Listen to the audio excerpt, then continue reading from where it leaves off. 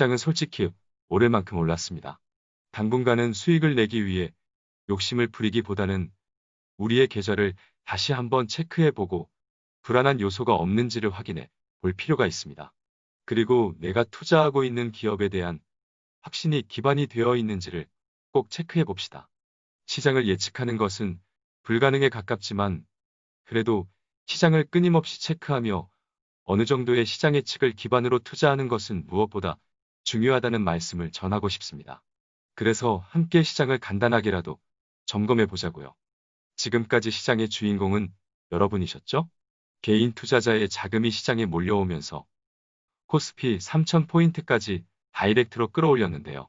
따라서 개인 투자자들의 자금이 지속적으로 시장에 머물러 주는 것이 가장 중요한 체크 포인트가 되겠습니다. 별표, 땡, 밑줄, 정악. 그러니 시장의 하방을 방어해줄 고객 예탁금 추이를 볼까요? 작년 코로나 사태가 시작되며 급락장이 발생하자 작년 3월부터 개인 투자자의 대규모 자금이 들어오며 시장에 엄청난 유동성이 공급이 되었습니다. 2019년 8월 정도만 봐도 고객 예탁금이 20조 원대에 불과했는데 최근 74조까지 불어난 것을 봐도 엄청나죠. 현재는 조금 빠져서 68조 정도 되네요. 여전히 주식을 사려는 개인 투자자의 대기 자금이 풍부하기 때문에 웬만한 악재가 아니고서는 어느 정도 하방에 대한 방어가 가능할 것으로 보입니다. 따라서 고객 예탁금이 유지가 되는 상태에서 급락장이 나오면 일단은 매수 기회다라는 것을 알고 있으면 되겠군요. 신용융자 잔고도 21조 원까지 무식하게 올랐는데요. 신용융자 잔고가 많다는 것은 순간적으로 급락장이 나올 수도 있는 원인이 되기 때문에 항상 체크하며 경계할 필요가 있어요. 하지만 지금의 신용융자 잔고의 절대적인 금액과 상승 강도만 보고 너무 쫄 필요는 없어요. 상대적으로 고객 예탁금이 대규모로 들어왔기 때문에 비례해서 신용융자 잔고도 상승한 이유도 있기 때문입니다. 따라서 고객 예탁금이 현재 수준을 유지해주거나 다시 늘어나는 추세가 되면 시장은 좋을 겁니다.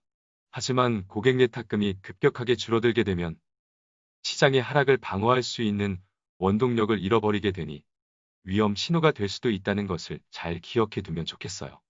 별표, 땡. 또 하나 중요한 것이 있는데요. 원달러 환율이죠? 1100원대를 회복했네요.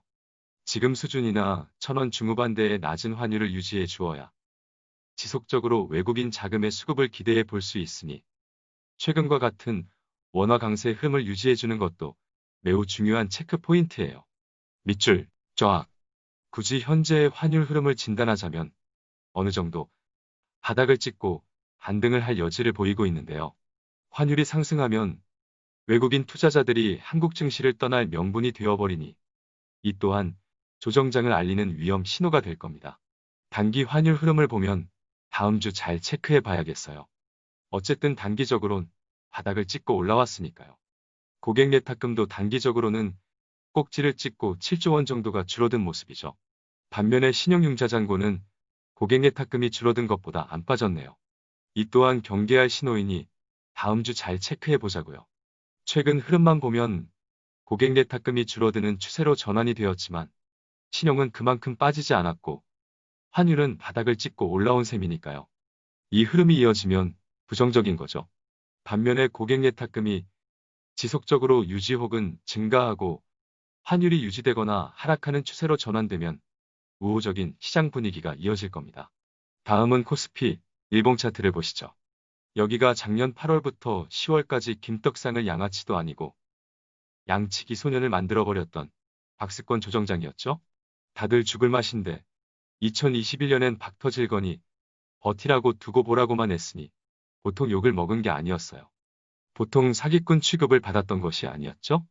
2차 전지는 정해진 미래라고 똑같은 말만 반복하니 저보고 2차 전지는 이제 그만해야 하는 거 아니냐는 댓글도 많이 남겨주셨죠. 멤버십 회원님들은 추천 포트폴리오에 끝난 2차 전지 비중이 너무 높은 거 아니냐고 의심의 눈초리를 보내시기도 하셨어요. 그분들은 모두 현재 저희 찐팬이 되셨답니다. 어쨌든 이때도 고객 예탁금이 지속적으로 줄어든 구간이었어요.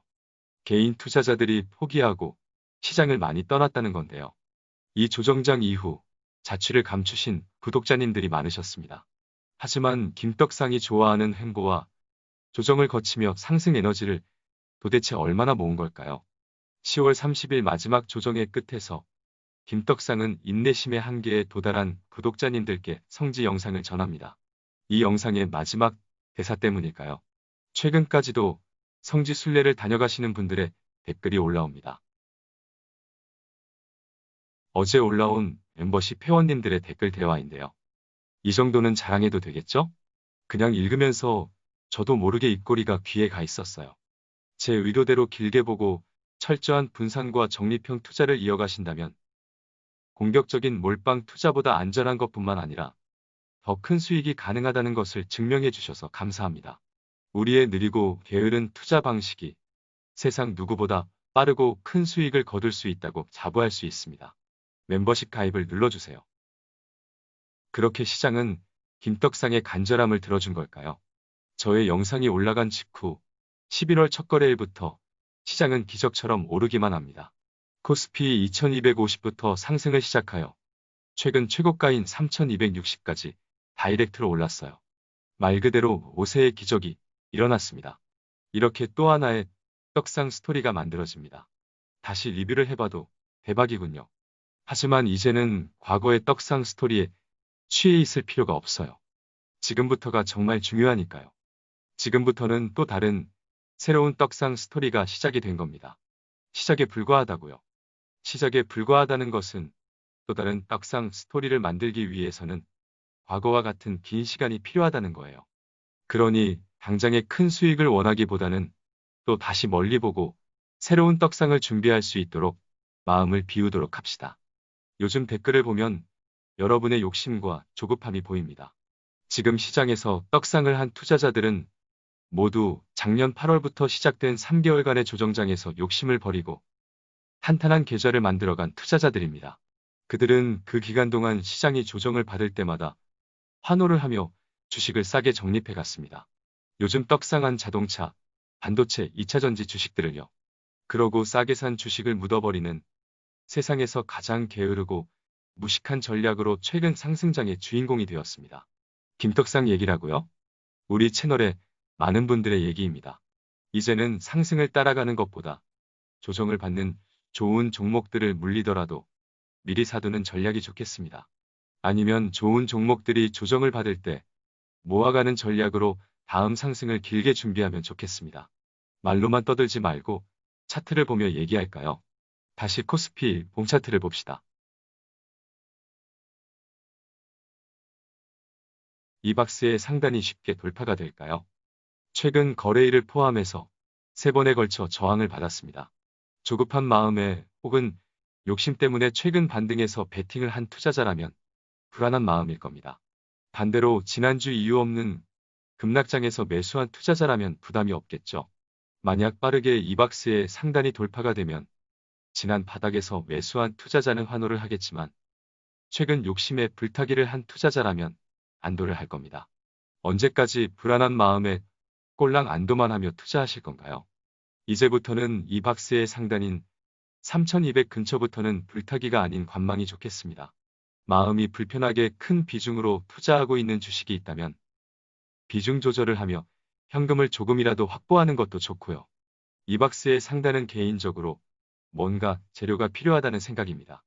그렇게 종가 기준으로 3200이나 직전 고점인 3266포인트를 강하게 돌파를 할 때나 공격적인 매수가 가능하겠습니다. 하지만 재차 저항을 받고 조정을 받게 된다면 3000포인트대에서 2900포인트대까지를 염두하고 모아가는 전략이 가장 좋을 것 같아요. 당분간은 시장의 박스권 시나리오를 배제할 수 없기 때문이에요.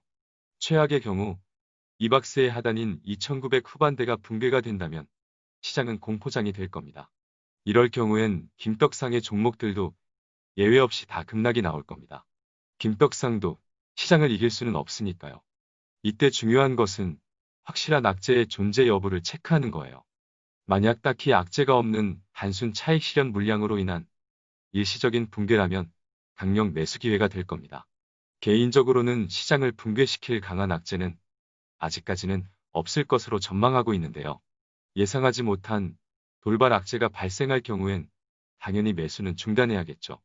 악재의 성격이 단기적인 성격이면 버티기를 하면 되고 쉽게 해소가 될 악재가 아니라면 과감한 결단도 필요할 수 있어요. 하지만 당장 그럴 악재가 있을까요? 아직은 크게 고려할 상황은 아니지만 그래도 한 번씩은 고민해 볼 필요는 있습니다. 댓글을 보면 당장 살 수 있는 추천주를 달라는 분들이 계시는데요. 지금은 이 박스의 상단에 있죠. 제가 시장을 고려하지 않는다면 당장 50종목은 말할 수 있어요. 김떡상이 말만 하면 크게 베팅하시는 분들도 많으니 보통 신중하지 않을 수가 없습니다. 당장 주식을 사야 한다는 조급함을 버리세요. 다음 주에 사도 되고, 다다음 주에 사도 되고, 다음 달에 사도 됩니다. 아니, 한참 뒤에 사도 됩니다. 주식은 한 번만 잘 사도 되니까요. 긴 호흡으로 2배, 3배의 거대한 수익을 노리는 투자자는 지금 딱히 매수할 생각을 하고 있지 않을 겁니다. 앞서 말한 대로 확실한 상승을 확인하거나 바닥에 근접했을 때나 매수를 고민할 테니까요. 하지만 당장의 짧고 작은 수익을 노리는 투자자들은 마음이 너무 조급합니다. 여러분은 어떤 투자자이신가요? 스스로에게 질문을 던져보시기 바랍니다. 만약 전자의 경우라면 앞으로의 새로운 떡상 스토리를 함께 만들어 가실 수 있으실 겁니다. 그렇게 다음 주인공도 여러분이 되실 거예요. 두고 보시죠.